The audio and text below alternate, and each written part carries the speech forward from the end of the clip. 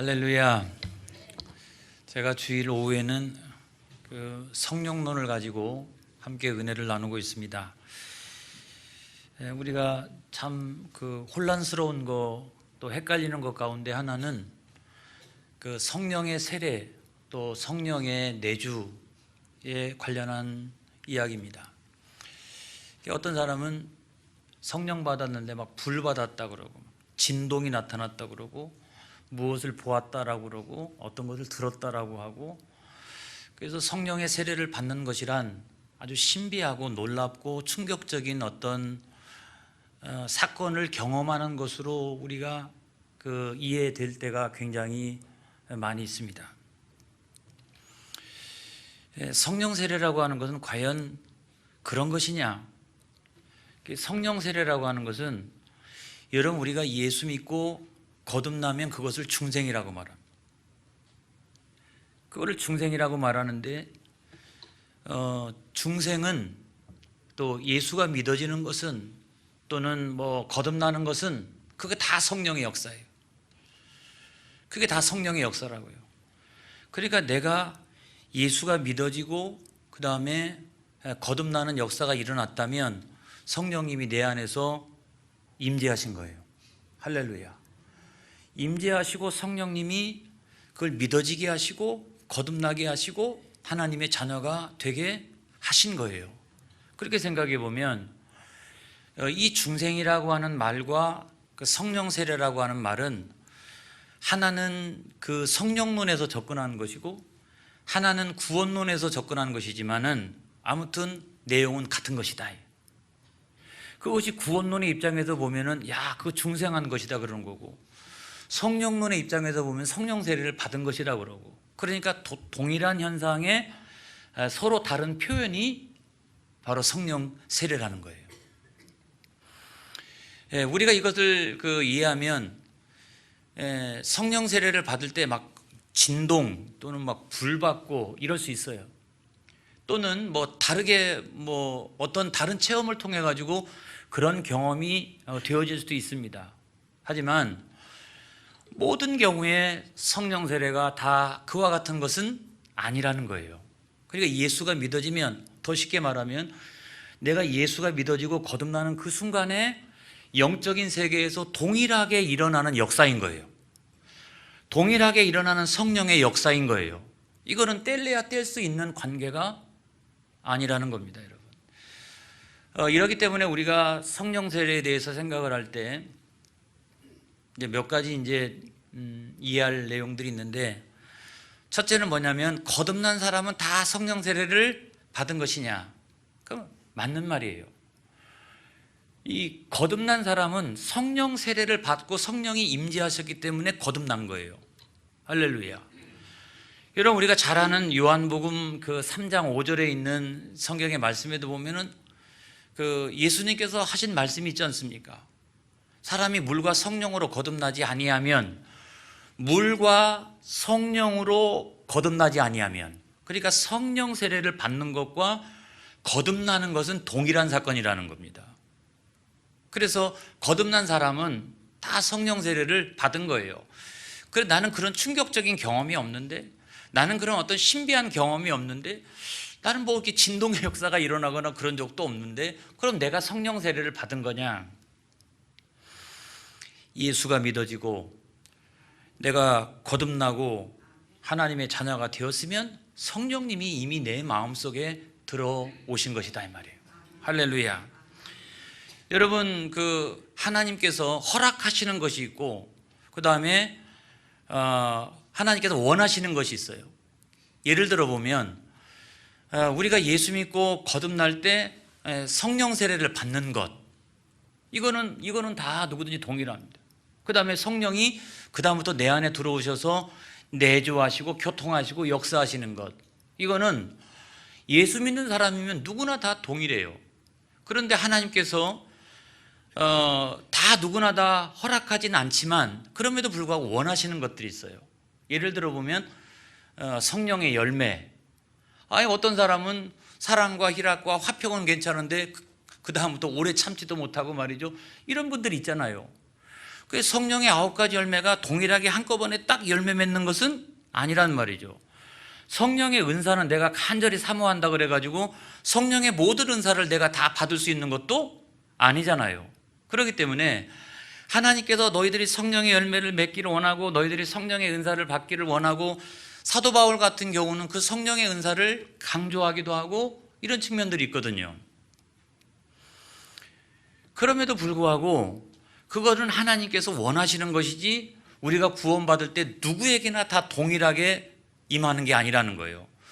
그래서 여러분, 우리가 예수 믿고 구원받았으면 여러분은 성령 세례를 받았고 그 다음에 성령님이 임재하시고 내주하시는 거예요. 그렇지만 똑같이 예수 믿고 있어도 어떤 사람은 이런 은사가 있는데 어떤 사람은 그런 은사가 없고, 어떤 사람은 성령의 9가지 열매 가운데 한 2개 정도는 괜찮은데 나머지는 없는 것 같고, 아무튼 이런 편차를 보여주는 이유가 뭐냐면 그거는 차이가 나는 영역이라는 거예요. 차이가 나는 영역. 여러분, 어떤 사람들은 그런 얘기를 할 때도 있어요. 자, 내가 영적으로 침륜에 빠지게 되면 성령 세례를 다시 받아야 되나? 그런데 성령 세례는 내가 예수 믿을 때 단 한 번 받는 거예요. 단 한 번 받는 거예요. 그 단 한 번 받는 건데, 우리가 혼란을 일으키는 것 가운데 한 가지가 뭐냐면, 세례 요한이 뭐라고 얘기했습니까? 나는 물로 세례를 주거니와 내 뒤에 오시는 분은 물과 성령으로 세례를 베푸신다고 이야기했단 말이죠. 그러니까 세례를 한 번 받고 또 세례를 받을 수 있는 것처럼 이해할 수 있는 그 경우도 많이 있고, 또 예수님께서 또 너희는 몇 날이 못되어 성령으로 세례를 받으리라 이렇게 말씀하셨는데, 여러분, 그렇게 이야기했을 때 그 대상들은 누구냐면 120명의 문도들이에요. 그런데 120명의 문도는 이미 예수님을 나의 구조로 영접한 사람들인데, 그럼에도 불구하고 하면은 성령 세례를 이미 받았어야 되는 건데, 나중에 오순절 마가다락방에 성령이 임하게 될 때에 이들이 성령 세례를 받고 있는 그런 장면이 나옵니다. 하면은 중생하고 성령 세례는 목사님은 일치한다라고 그랬는데 거기서는 이렇게 분리가 되는 거 아니냐. 그런데 여러분, 그것은 조금 달라요. 뭐냐면 개별적으로 내가 예수 믿고 거듭나고 하나님의 자녀가 되어지는 것은 성령이 개별적으로 역사하신 것이지만은, 오순절 마가다락방의 사건은 그것 때문에 신약시대 최초로 예수 믿는 사람들이 교회를 이렇게 세우기 시작했단 말이죠. 그러니까 그 교회를 세우기 위해서 성령님이 강하게 역사하신 거예요. 그렇기 때문에 그때는 이미 거듭난 사람들이 나중에 성령 세례를 받고 이게 차이가 있었지만은, 오순절 성령 강림 사건이 끝나고 난 그 다음부터 모든 성경의 이야기를 보면 이 중생이라고 하는 것과 성령의 세례는 동일하게 일어난다. 할렐루야. 예를 들어 보면은 그 베드로가 설교를 하니까 3,000명이나 되는 사람들이 마음이 찔려가지고 죄를 회개하고 어찌할꼬 그렇게 하다가 예수님을 영접하고 그 사람들이 세례를 받았어요. 그렇잖아요? 근데 이 3,000명이나 되는 사람들이 세례를 받고 있음에도 불구하고, 여러분, 여기 있는 사람들이 다 동일하게 거듭나는 사건과 성령 세례를 동일하게 경험을 했다고요. 할렐루야. 근데 오늘날도 마찬가지입니다. 오늘날도 내가 예수님을 마음으로 믿어 그 다음에 입술로 시인하여 그래서 나의 구주로 영접하게 되면 그 동일한 시간 동안에 우리는 성령님께서 세례를 베푸시고 임재하시고 내 안에 역사하시는 거예요. 할렐루야. 그러므로 오늘 이 자리에 있는 우리 모두가 내가 예수님 믿고 내가 하나님의 자녀가 되었다면 성령님은 이미 내 안에 들어와 계시는 것입니다. 할렐루야. 이걸 우리가 믿어야 돼요. 그런데 이제 어떤 교단 같은 경우에서는 좀 자칫 잘못 강조해가지고 성령 세례를 받은 증거가 방언이다 이렇게 이야기하는 경우가 있습니다. 방언이다. 그런데 방언은 은사예요. 방언은 은사지 성령 세례가 아니에요. 여러분, 예를 들어보면 아까 똑같이 베드로가 설교했을 때 3,000명이나 되는 사람이 마음에 찔려가지고 죄를 회개하고 하나님의 자녀가 되어지고 거기에 어떻게 해요? 성령이 임하였잖아요. 그렇죠? 근데 그들이 임하고 난 다음에 3,000명이나 되는 사람이 다 동일하게 여기저기 다니면서 다다다다 하면서 다 방언한 것은 아니었다는 거죠. 그러니까 그거는 필요에 따라 가지고 하나님께서 교회의 덕이 되게 하고 개인의 유익이 되게 하기 위해서 주시는 은사지, 이 성령 세례가 그 증거가 꼭 방언을 받았느냐 안 받았느냐 이걸 가지고 평가해서는 절대로 안 된다는 겁니다, 여러분. 그거는 다른 영역의 문제라고 하는 거예요. 그 다음에 우리가 또 생각해 볼 수 있는 것 가운데 한 가지가 뭐냐면 물 세례와 성령 세례예요. 교회에서 목사님이 성례주일에 이렇게 물을 장로님이 이렇게 해가지고 성부와 성자와 성령의 이름으로 내가 세례를 베푸노라 뭐 그렇게 합니다만은, 근데 이 물 세례는 뭡니까? 물 세례의 원조는 침례잖아요, 그렇죠? 물 세례의 의미가 헷갈리면 우리는 무조건 침례를 생각하면 돼요. 그러니까 물속에 죽었다가 예수 그리스도와 연합하여 새로운 사람으로 부활하는 거죠. 그 거룩한 예식이 세례잖아요, 그렇죠? 당신은 이제 이 세례를 받음으로 말미암아 죄에 대하여는 죽고 예수 그리스도와 연합하여 의에 대하여 살아나서 당신은 하나님의 자녀가 되었노라. 이게 이제 그 세례를 베푸는 표식이며 예식이잖아요, 이게. 근데 성령 세례는 예수 믿고 거듭나고 그 다음에 죄사함 받고 하나님의 자녀가 되어지는데 일어나는 동일한 영적인 어떤 역사잖아요, 그렇죠? 그러니까 이거는 목사님이 지금 설명을 하나는 이렇게 하고 하나는 이렇게 했지만 기실 따지고 보면 이거나 하기. 물 세례나 성령 세례나 비슷비슷합니다. 그런데 간혹 물 세례와 성령 세례가 차이가 날 때가 여러분 있다는 거예요. 뭐냐면 인간의 의지가 달라요. 물 세례는 장로님들이 이렇게 쭉 있어가지고 세례 문답을 합니다. 그렇죠? 검증을 하잖아요. 이성적으로 예수님을 마음속에 믿고 있는지 입술로 고백하는지를 마음까지는 우리가 들여다보지 못한다 할지라도, 우리 장로님들 가운데는 다 들여다봤는지는 알 수는 없지만 아무튼 입술로 고백하는 그 내용을 보고서 야, 이 사람 세례를 줘도 되겠다라고 생각을 하고서 우리가 세례를 베풀어 줍니다. 그러니까 그 사람의 인간의 자유의지가 그 가운데 있는 거죠, 그렇죠? 자유의지가. 근데 성령 세례는 일방적인 거예요, 여러분. 어느 날 예수 안 믿는 사람이 일방적으로 성령에 압도되어져 가지고 어떤 충격적인 사건을 경험할 수도 있어요. 제가 예전에 한번 그 말씀드린 것처럼 제가 전에 섬기던 그 교회에서는 어느 권사님이 처음에 교회 다닐 때 뭐냐면 꿈만 꾸면은 그 바깥에서 옛날 차창호지 이렇게 막 격자 무늬로 되어져 있는 그 옛날 문에 바깥에서 빛이 비치는데 꼭 십자가의 형태로만 그것이 그 방 안으로 들어오는 거예요. 어떤 그 콜이 있었던 거죠. 이게 이게 성령의 어떤 역사가 있었던 거죠. 그리고 그냥 항복해버리고 교회로 나온 줄로 믿습니다. 아무튼 뭐 이와 같은 역사가 일어납니다만은, 그래서 물 세례는 인간의 자유의지가 많이 있잖아요, 그렇죠? 내가 어떻게 고백하느냐. 성령 세례는 분명히 성령이 이렇게 역사하시는 거예요. 인간의 어느 역사에 어느 순간에 성령님이 딱 이렇게 부르시는 거죠. 마음속에 그와 같이 믿어지는 역사가 한꺼번에 일어날 수도 있는 거예요. 그런 역사가 일어날 수 있는 거예요. 아니 교회를 뭐 몇 년 다녔는데 불구하고 솔직히는 마음속에 안 믿어졌는데 어느 날 갑자기 믿어지는 거예요. 그날은 왜 믿어지는 거예요? 그 전주는 안 믿어졌다가 그날은 왜 믿어지는 거예요? 성령님이 그날 역사하셨기 때문에 그 사람은 사실은 그날 성령 세례를 받은 거예요. 여러분, 우리가 이것을 잘 생각을 해야 됩니다. 이래서 사실 기실대로 얘기하면 성령 세례는 분명한 구원입니다.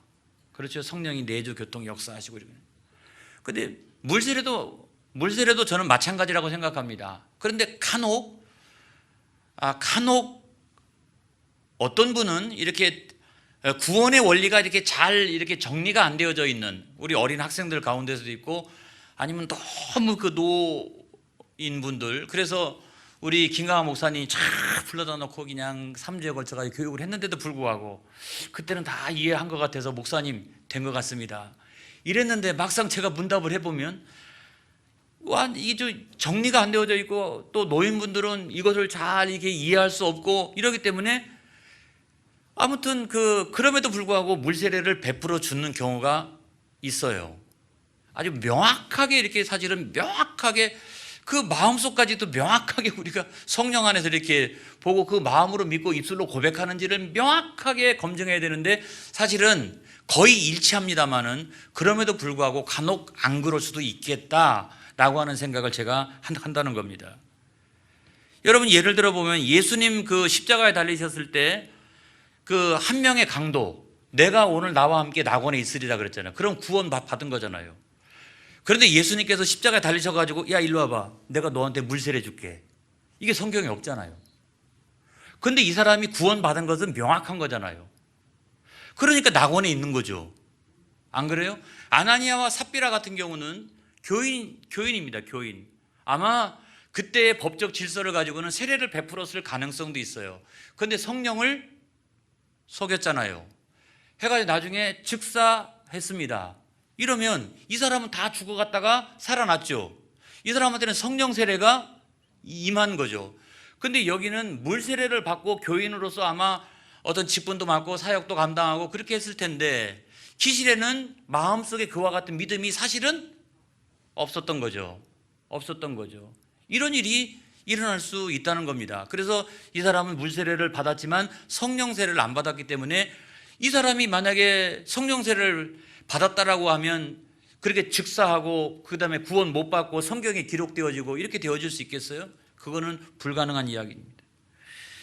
이래서 여러분 우리가 물세례하고 성령 세례는 동일하게 일어납니다. 거의 대부분은. 그런데 그러지 않을 수도 있다.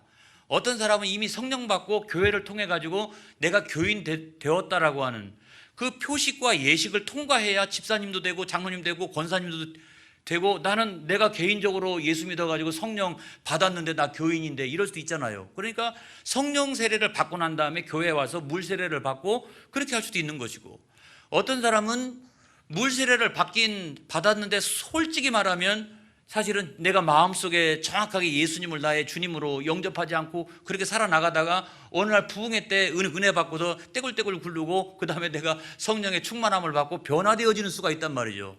이렇다라고 하면 물 세례를 받고 난 다음에 성령 세례가 나중에 따라오는 경우도 있는 거죠. 이거는 이렇게 여러 가지 경우가 여러분 있다는 거예요. 이렇다고 그래가지고 우리가 물 세례를 목사님 설교를 들어보니까 성령 세례는 참 귀한데 물 세례는 아닌 것 같다라고 생각하면 또 큰일 나요. 왜냐하면 여러분 마태복음 3장 13절로부터 17절의 말씀을 한번 보겠습니다. 마태복음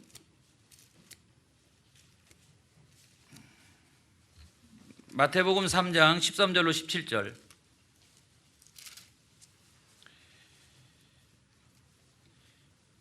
마태복음 3장 13절로부터 17절까지 있는 말씀에 보면은 예수님께서 세례 요한에게 세례를 받으시는 장면이 나오지 않습니까? 그죠? 그 예수님께서 물 세례를 받으셨다는 거죠. 그렇죠? 물 세례를 받았고, 그 다음에 마태복음 28장 19절에 있는 말씀 한번 보겠어요. 마태복음 28장 19절에 있는 말씀. 예수님께서 지상 대명령을 말씀하실 때 여러분 동일하게 세례에 대해서도 언급하시고 있는 것을 볼 수가 있습니다. 자, 마태복음 28장 19절에 있는 말씀. 자, 시작.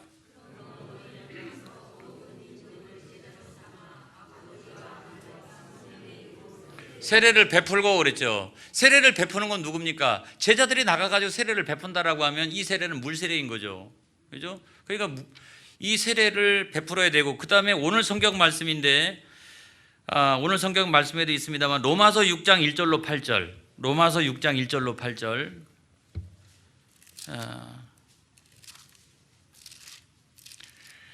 로마서 6장 1절로 8절에 보면, 자, 그 3절로부터 시작해가지고 8절에 있는 말씀을 보게 되면 세례를 통해서 우리가 예수 그리스도와 연합한다는 말이에요. 그리고 죄에 대해서 우리가 장사되는 거예요. 죄에 대하여. 그 세례를 통해 가지고. 그냥 한번 읽어볼까요? 자, 3절로 8절의 말씀을 한번 읽어보겠습니다. 시작. 합하여 그랬죠. 세례를 받은 우리는 그의 죽으심과 합하여 세례를 받은 줄을 알지 못하느냐.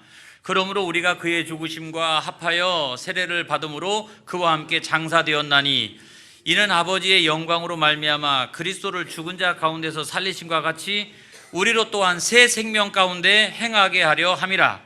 만일 우리가 그의 죽으심과 같은 모양으로 연합한 자가 되었으면 또한 그의 부활과 같은 모양으로 연합한 자도 되리라. 여기까지만 하겠어요. 이 물세례가 가지고 있는 그 효력과 능력이 이와 같다는 거죠. 우리가 그걸 통해서 예수 그리스도와 연합하고 죄에 대해서는 죽고 의에 대해서는 예수 그리스도와 함께 연합한 사람이 되어지는 것이라는 거예요. 이러므로 우리는 물세례를 받아야 됩니다. 그 다음에 성령님이 한번 우리 가운데 임재하셨으면, 그 다음에 내주 문제예요. 내주. 임재하셨으면 성령님이 내주하시는 건데, 한번 내주하시면 영원토록 떠나가지 아니하신다. 영원토록 떠나가지 아니하신다. 이것을 믿으시기를 바랍니다. 그런데 간혹 우리가 성경에 보면 사울왕 같은 경우 사무엘이 기름 부어가지고 성령님이 임재하셨다가 나중에 성령이 떠나가시고 그 다음에 악신이 임하게 되는 그런 본문이 있어서, 야, 다윗과 같은 사람은 성령님이 임재하셨다가 내주를 쭉 하지만 사울과 같은 사람은 성령님이 임재하셨다가 떠나가시기도 하는구나.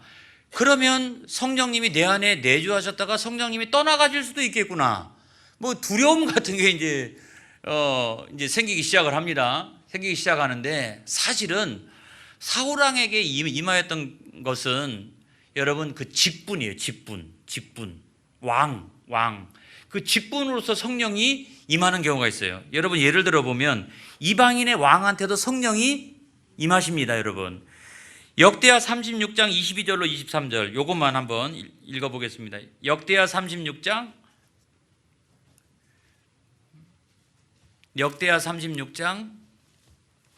22절로 23절.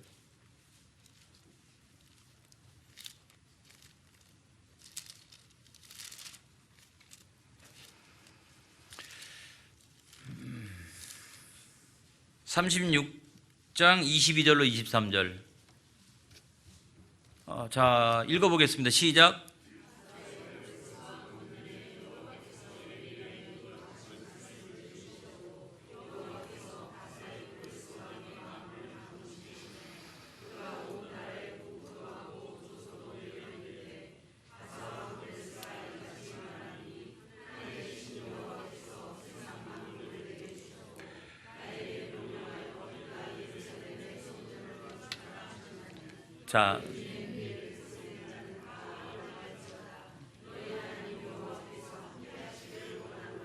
자, 이것을 보면 이 사람이 성령 세례를 받고 구원을 얻을 만한 믿음이 있는 사람이 아니에요. 그런데 성령님이 임재하시고 감동을 주시고 있는 경우가 있습니다. 마찬가지로 사울왕에게도 마찬가지인 거예요. 그래서 우리가 믿기는 뭐냐면, 성령 세례를 우리가 받게 되면 성령 하나님은 영원히 내주하시고 교통하시고 역사하신다는 거예요. 그것을 믿으시기를 축원합니다.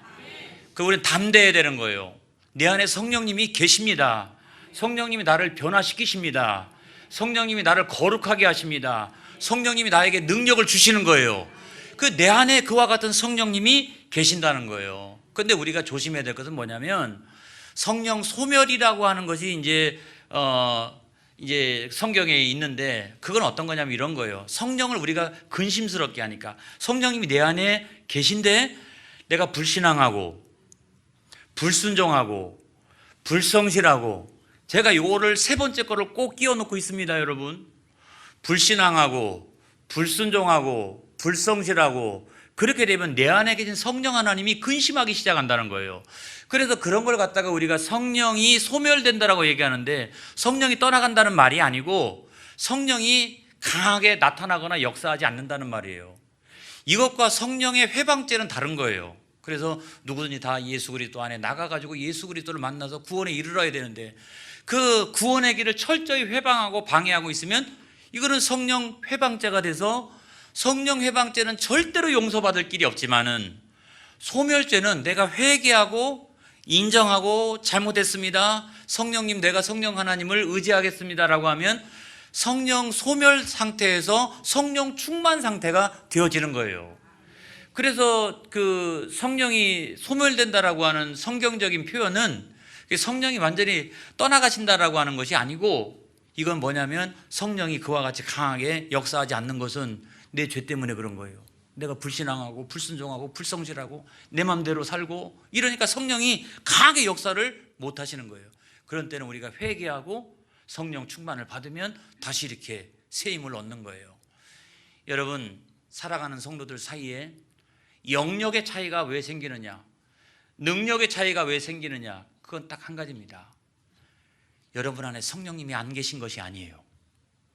그런데 어떤 사람은 그 성령님을 강하게 오늘도 의지하고 있고, 아침부터 시작해가지고 성령 하나님을 의지하고 있으니까 막 능력이 나타나는 거고, 어떤 사람은 하루 종일 살아나가도 한 번도 기도도 안 하고 그 성령 하나님을 의지하지도 않고 이러니까 성령 하나님이 안 계신 게 아니라 성령 하나님이 소멸된 상태 가운데 있는 거예요. 충만한 상태 가운데 있어야 되는데, 그래서 오늘 이 오후 시간에 우리가 이 말씀을 가지고 함께 은혜를 나누는 것은 핵심이 그겁니다. 오늘도 하나님 아버지 성령 충만케 하여 주옵소서. 내가 성령님을 근심스럽게 하거나 성령님을 의지하지 않거나 이런 사람이 되지 않도록 인도하여 주옵소서.